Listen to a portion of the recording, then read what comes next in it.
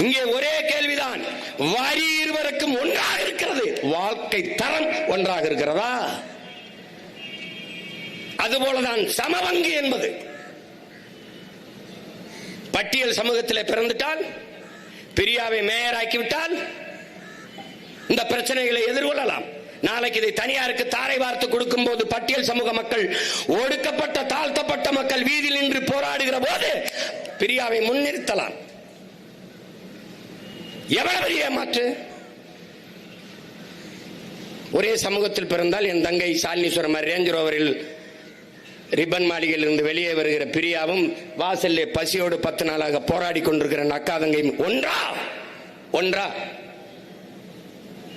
எப்படி? அதுக்குதான் பிரியாவை கொடுத்தது. பிரியாவை கொடுக்கணும்னு ஒண்ணும் இல்லை.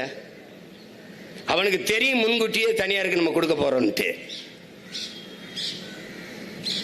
முதல்ல இது இங்கே சென்னை மாநகரம் தாழ்த்தப்பட்ட மக்களுக்கு இருந்த தனியார் சிறப்பு தொகுதியாக தான் இருந்தது. அதை தன் மகனை கொண்டு வர வேண்டும் மாற்றிய பெருமகன் ஐயா கருணாநிதி தான். திருப்பி பிரியாவை கொண்டு வர வேண்டும் என்று மாற்றினது இவங்க தான். இப்ப தெரியுதா எதற்காக பிரியா மேயராக இருக்கிறார் என்றால் இதற்குத்தான். யாரிடத்தில் கோரிக்கை வைப்பது? எதற்காக இந்த உரிமை?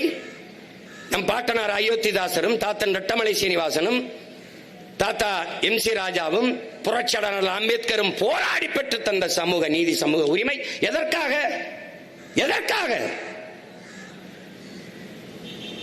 எதற்காக? இந்த அடிப்படை உரிமையை கூட இழந்து நம்மவர்கள்ட்டே நாம் போராடி நிற்கிறதுக்கா?